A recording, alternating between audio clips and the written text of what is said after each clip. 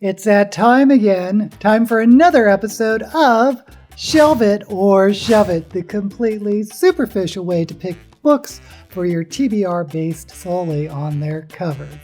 I am your host, Daisy X Machina, the drag queen detective who investigates all things speculative in science fiction, fantasy, and horror.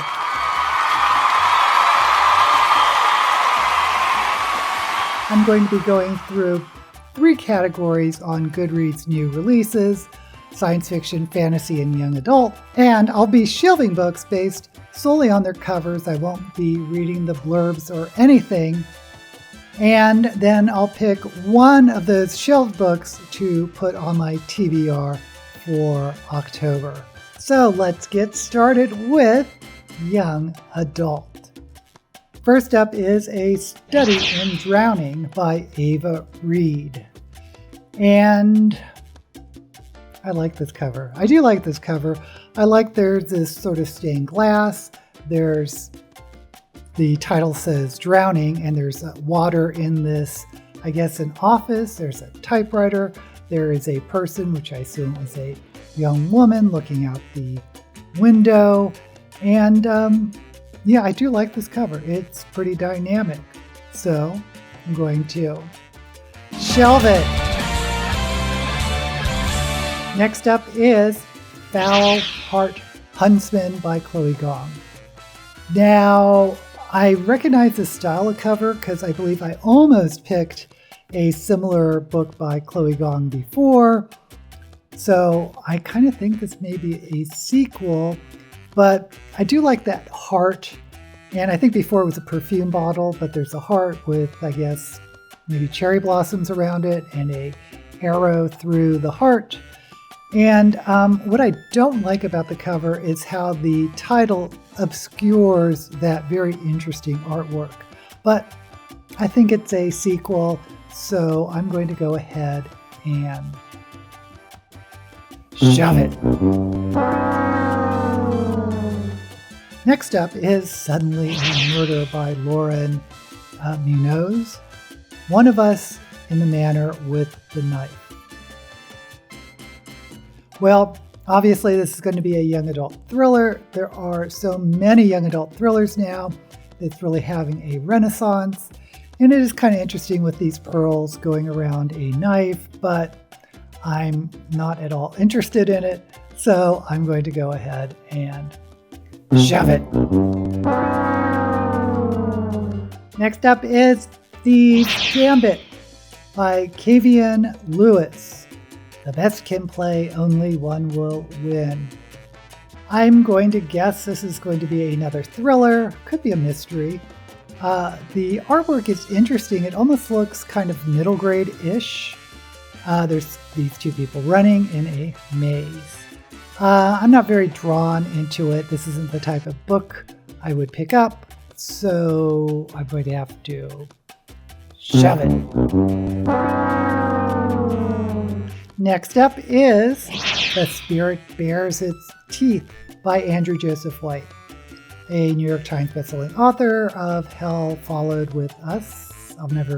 Don't know this author or that title, but just looking at the cover, I'm interested. I'm interested in this sort of Victorian girl. The colors are sort of this lavender, muted purple, and she looks quite scared. She holds this piece of glass, and there's like anatomy pictures of eyes around her. I'm going to guess it's going to be a horror, a Victorian horror. And I'm a huge fan of the Enola Holmes books, which is the era, and the feeling is giving me that a little, but the girl looks terrified, so I'm sure it's a horror. I think I'm going to have to shelve it. Now we move on to science fiction. And first up is Starter Villain by John Scalzi. Oh my goodness. Okay. Objectively, this is a terrible cover because it looks like a bad Photoshop of a cat head on a business suit. The colors are not vibrant. They're sort of this brownish yuck color. Meet the new boss. This cover, like I said, objectively bad, but I love it. I love it. There comes a point where a cover can be so bad that it becomes good. And that's where I think we're going with this, because it's such a ridiculous cover. And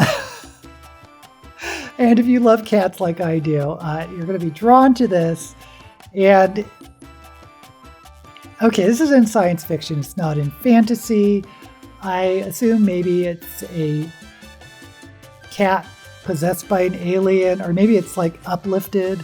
Its intelligence is uplifted. And of course, I'm thinking of David Byrne's Uplift Wars.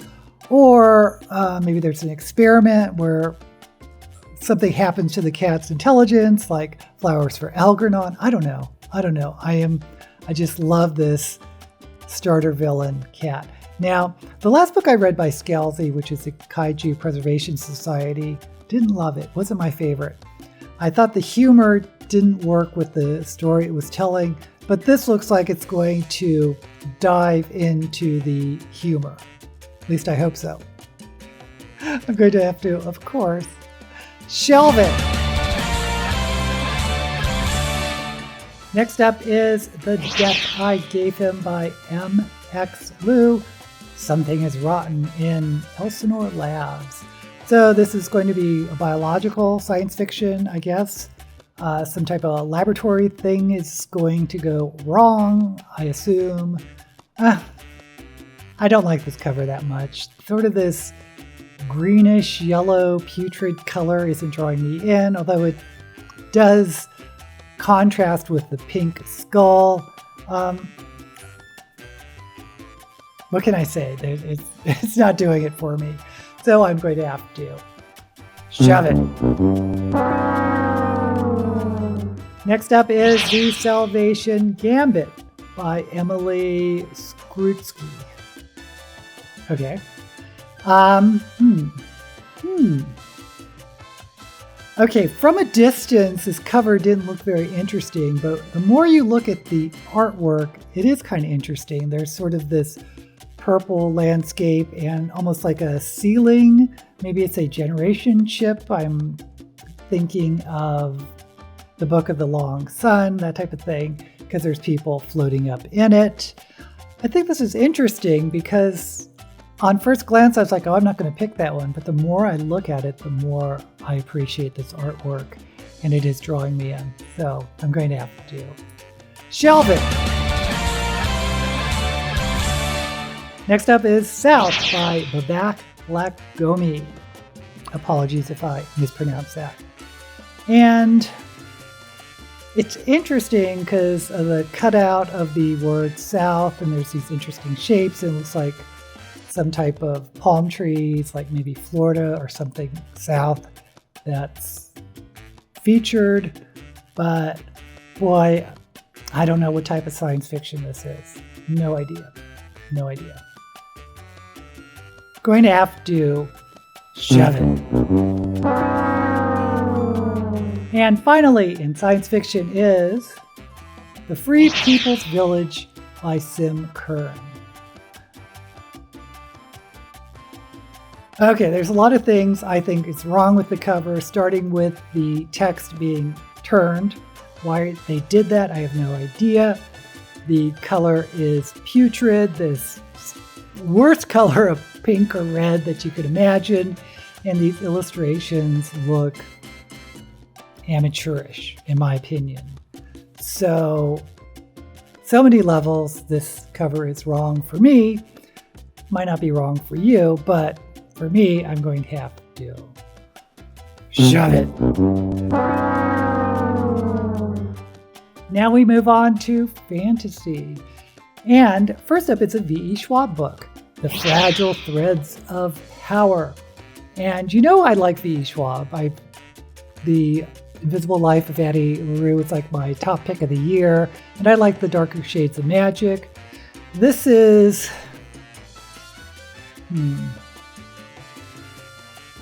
Okay, what I like is this sort of waveform that this figure is holding in their hands, this woman's hands.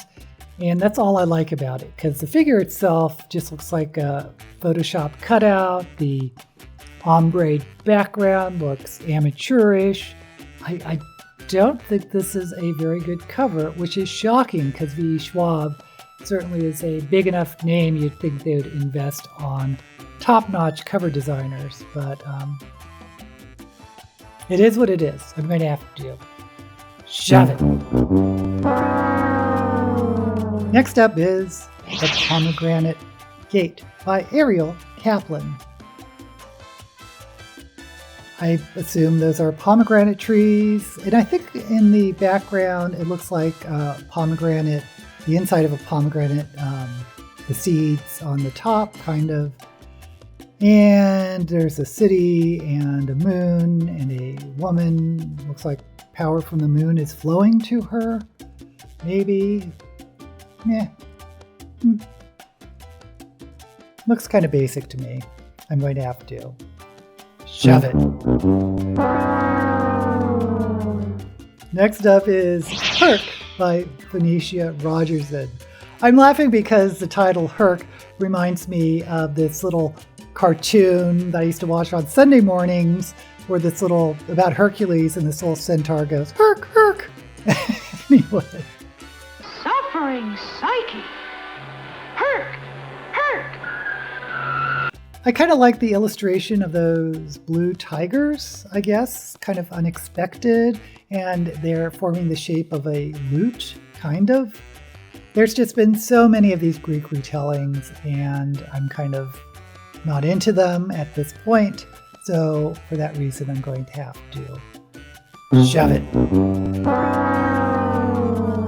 Next up is The Unfortunate Side Effects of Heartbreak and Magic by Brianne Randall. This is another one of those where sometimes the title is enough to draw me in to pick it up, and I do think this title is quite cute. I'm assuming it's going to be a romance though, which I'm not into. I wish the colors were more vibrant, and it just looks a little muted with this teacup. So I like the title, not crazy about the cover art, and I think it's a romance. So I'm going to have to shove it. And finally, our last book in fantasy and overall is Godkiller by Hannah Kaner. This is a pretty cover. I really do like this artwork.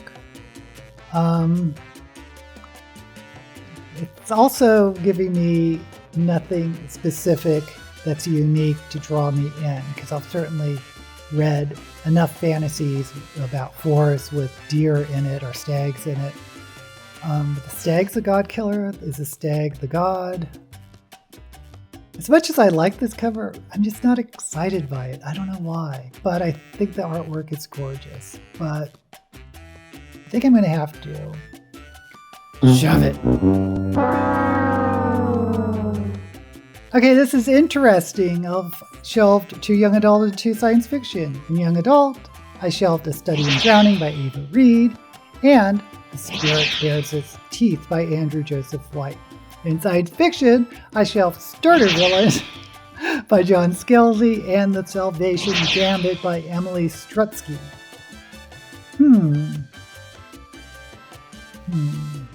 Okay, in each of those categories, I'm just going to say no to my least favorite. In young adult, that would be A Study in Drowning. And in science fiction, it would be The Salvation Gambit. So we are left with The Spirit Bears Its Teeth and Starter Villain. Oh, I have to pick Starter Villain. I'm so curious about Starter Villain. I may go ahead and read The Spirit Bears Its Teeth, but for this shelve or shove it, I think I'm going to go with Starter Villain by John Scalzi. Now let's see if we can figure out what's going on by reading the blurb. Following the best-selling The Kaiju Preservation Society, John Scalzi returns with Starter Villain, another unique sci-fi caper set in the strangest of all worlds, present-day Earth. Inheriting your mysterious uncle's supervillain business is more complicated than you might imagine. Sure, there are things you'd expect: the undersea volcano layers, the minions, the plots to take over the world, the international networks of rivals who want you dead. Much harder to get used to are the sentient, language-using, computer-savvy cats, and the fact that in the overall organization, they're management. Okay, so this is very interesting. I am very curious about Starter Villain. I'm wondering if this is going to be another one of those superhero novels when they say villain, or is it like a James Bond villain? I'm not sure of that, but I am sure that the cats control this organization. So interesting. I'm really looking forward to the humor and to see what Scalzi does with his villainous cats. So what books would you have picked based solely on their covers? Let me know down in the comments, and while you're there, don't forget to like the video and subscribe to my channel. I still can't get over this cover of Starter Villain. Until we meet again, may all the books you read be blessed.